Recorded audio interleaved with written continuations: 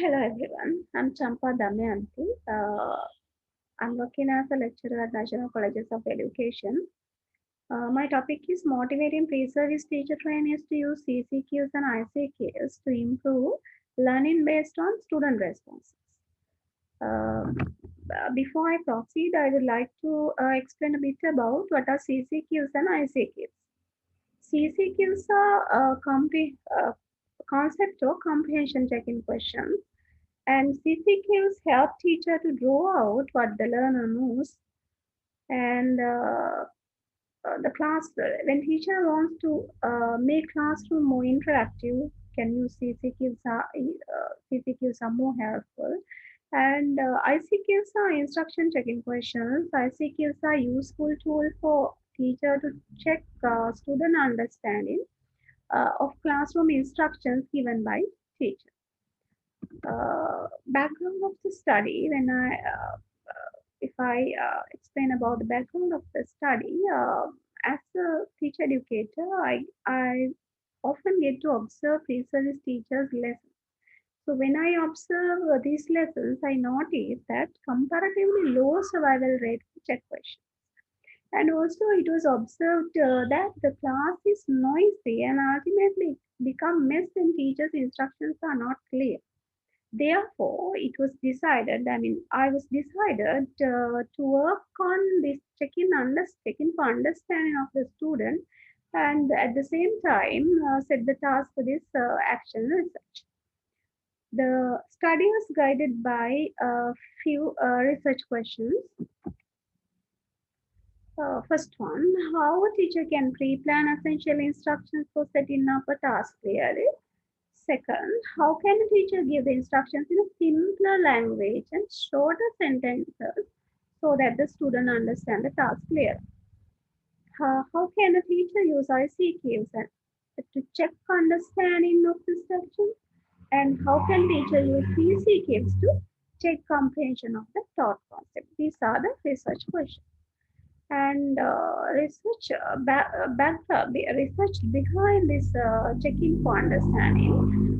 According to the article, Principle of Instruction, research based on strategies that all teachers know by Professor Barack Rosenstein, and that he said that his idea was to practice new information. Teacher must ask students questions while they are teaching. So he did a classroom-based experiment. A group of teachers were asked to increase the number of factual questions and process questions during teaching, and the other group was not. The experiment showed that the students, those who had these teachers, achieved higher scores than those teachers did not ask multiple questions. So that was, and there are some few researchers on questioning as a component of scaffolding. Scaffolding, the questioning also can use as method of scaffolding in the classroom. Uh, Methodology: study population, pre-service teachers from colleges of education, and 45 prospective teachers were selected as a sample. And for this action research and data collection methods, observation, interview, discussions, and checklist. And mixed method were used to analyze this, and this action research was carried out with few interventions. So if I explain about the interventions briefly, first I randomly selected. I observed that they have a very low survival rate of check questions, and then I randomly selected some of a few of the lessons of the pre-service teacher trainers, and I uh, video recorded those lessons, and then I asked them to play those lessons. And the classrooms were so messy, and the instructions were not clear, and I asked them to understand and check out what are the areas that to be improved. And then at the same time I introduced them CCQs and ICQs, and I gave them the basic ideas.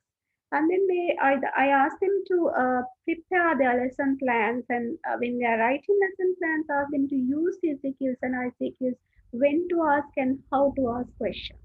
So that then again for the next teaching practice period, when they went to next teaching practice period, I video recorded their lessons, and then I asked them to play those lessons, and previous lessons and then ask them to compare the improvement. And also we discuss a lot about what are the areas to be improved.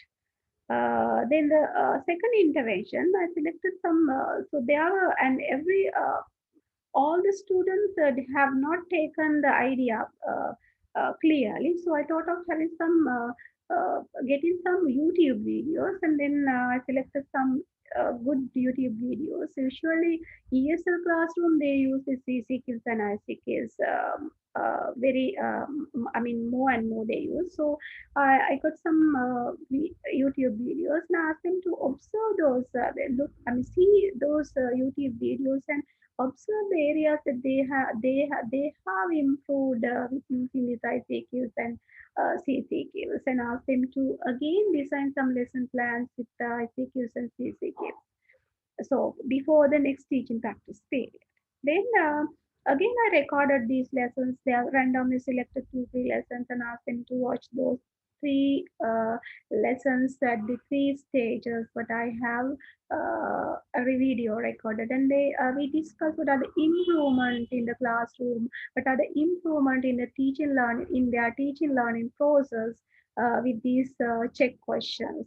And in a third intervention, some even some prospective teachers have had not got some idea, I mean, a clear idea about these skills and skills. So I thought that they themselves, I thought that they need some collaborative work. The others can help them. So I thought of having some few micro teaching sessions. So I divided them into few groups and asked them to design some lesson plans and do some micro teaching sessions, and they enjoyed a lot and helped each other.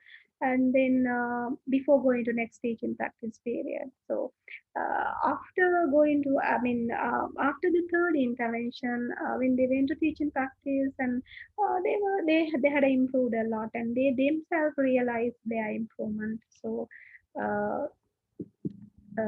and then if I go to findings, most of the time, I mean, I have seen even the very experienced teachers are using this word, do you understand? So we have to turn back and see when we ask children, do you understand? Or did you understand? Or whatever it is, did you get it? How many of them said, no, teacher, I did not understand? So this is the problem. So it's sounding more vague, and it will do more bad than good, no?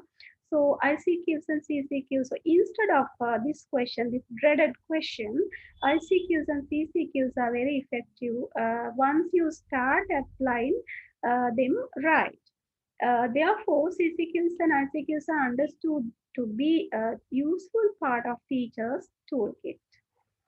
So, findings like CCQs and ICQs have been used, tried, tested. But here I have to mention one thing that where I got this idea, because I was working as a master trainer at the I.H.C project, the Improving Teacher Education in Sri Lanka, with collaboration with the British Council. So we use at when we have training, we use a lot of micro teaching sessions using these ICQs and about using ICQs and CCQs, and I came to know how effective they are, and uh, how much we can how we can use them in the classroom to make our teaching learning process successful one.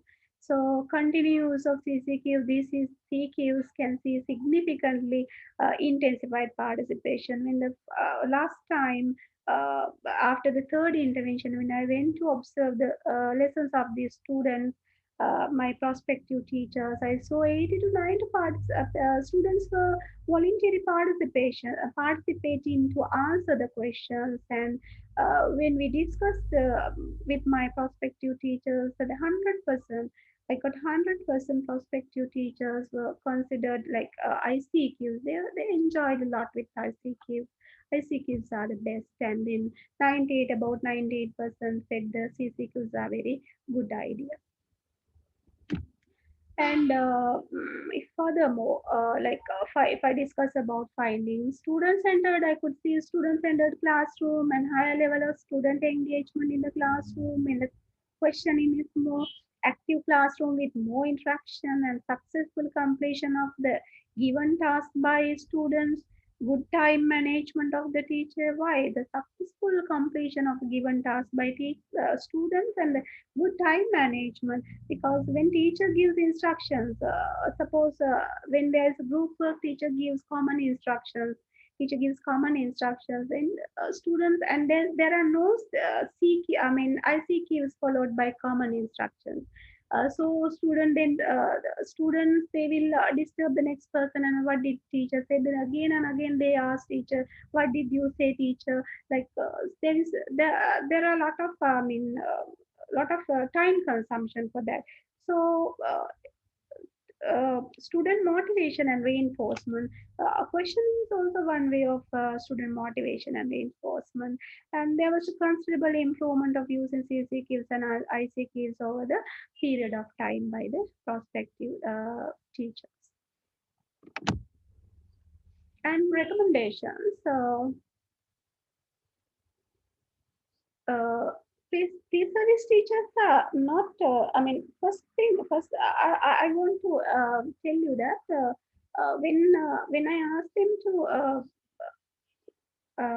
use the CCQs and ICQs, there were some resistances because usually we see that at the teaching practice period, they are more concerned about the subject content and the time management. So they're not concerned about whether the student understand, or do we have to ask questions or such type of things. They are not aware about. So there was some resistance. They were worried about the time management. If I go on asking questions like this, if I use check questions, where will I get time to teach my content? So later on, and because that's why I'm saying that we have to give some time for the for adjustment for them to this condition. Okay, following strategies to recommended when planning for the questions.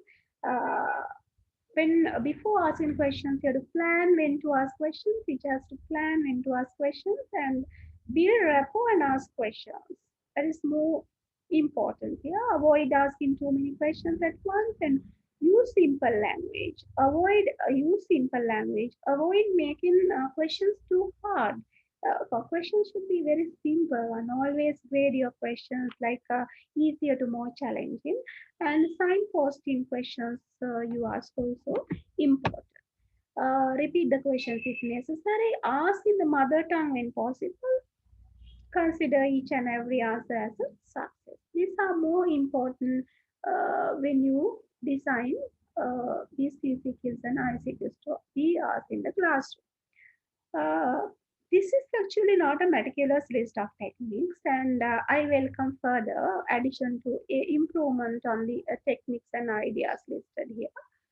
Uh, I'm really enthusiastic to encounter researchers from or educators, teachers, researchers from educators and teachers who face similar challenges in their context and add their expertise to the preliminary idea I have presented here. Uh, Thank you very much. Have a good day.